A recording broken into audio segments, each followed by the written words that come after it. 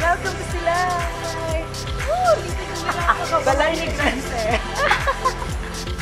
The Balay Negrense is a museum in Silay City, Negros Occidental in the Philippines, showcasing the lifestyle of the late 19th century Negrense sugar baron.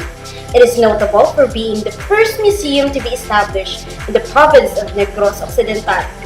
The Balay Negrense was originally the ancestral house of Victor F. Gaston.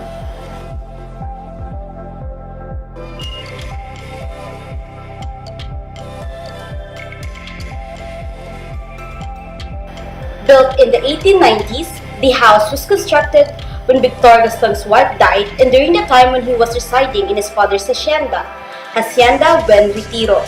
The structured housed Victor Gaston and his 12 children from 1901 until his death in 1927.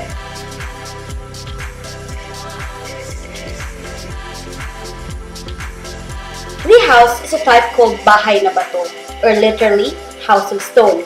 However, reflecting American colonial influences, the lower story is not constructed of the stone, but of concrete.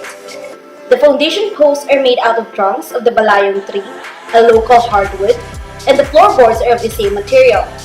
The house's upper story is constructed of wood, topped with a roof of galvanized iron instead of tile.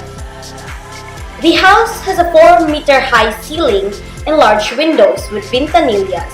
Smaller windows beneath the large windows with sliding panel that can be opened to admit the wind.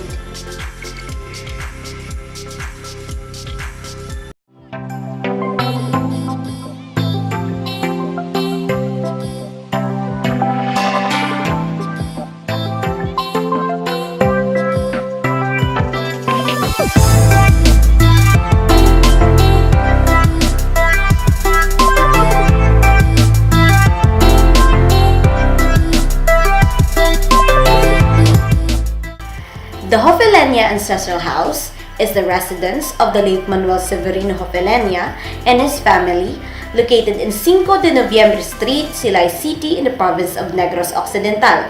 The home was built by Hofelenia for his wife Hilda Ledesma Huilia, a former Miss Silay, and their 9 children.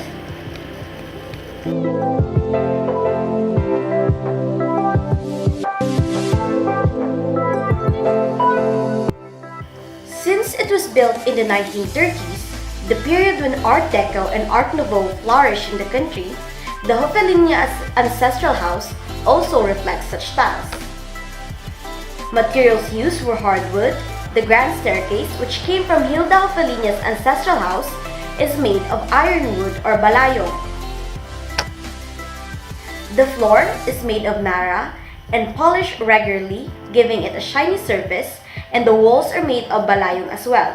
The doors are wide and have a tracey cutwork, also known as calyado, that provides space for air and light to pass through.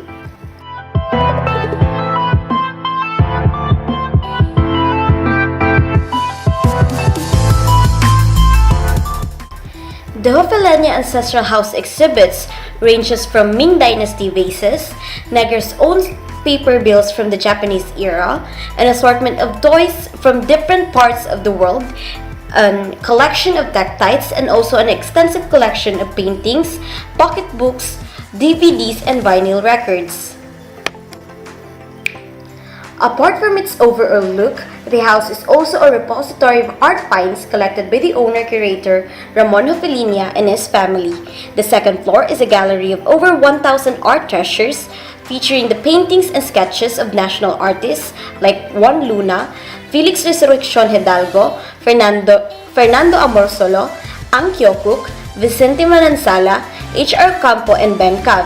Alongside these masterworks is a sketch made by the young Jose Rizal, the national hero, and a painting by the Spanish artist Francisco Goya.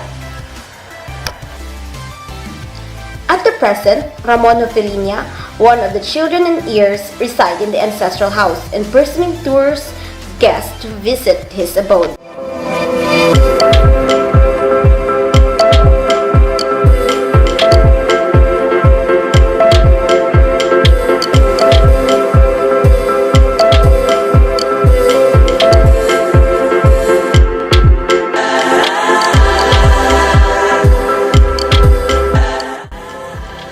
The San Diego Pro Cathedral, formerly known as the San Diego Parish Church or the St. Didacos Parish Church before its declaration as a Pro Cathedral in 1994, is an early 20th century church in Silay City, Negros Occidental. It is the only Pro Cathedral outside of the national capital of Manila and is unique in Negros Occidental for being the only church in the province featuring a cupola or dome.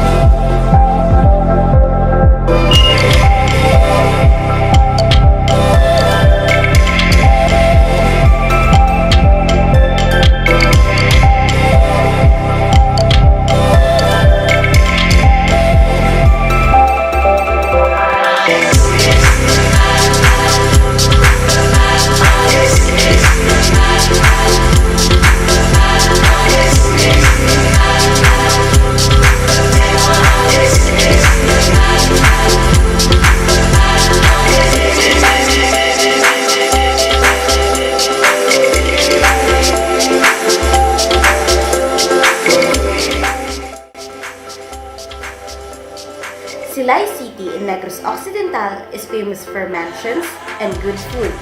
El Ideal Bakery is both. Housed in a National Heritage Site, El Ideal is also famous for its heritage recipes, which it has served since the 1920s.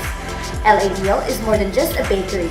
It's an institution, a cultural heritage, a story entirely on its own.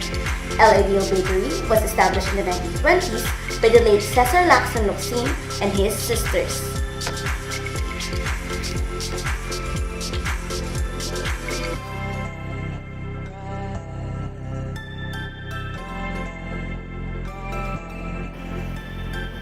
Its guapo pie is a consistent bestseller ever since it was introduced by this institution in Silay. Made from the guapo fruit or an oversized variety of guava, it is a favorite among the locals and a must-taste for all the visitors.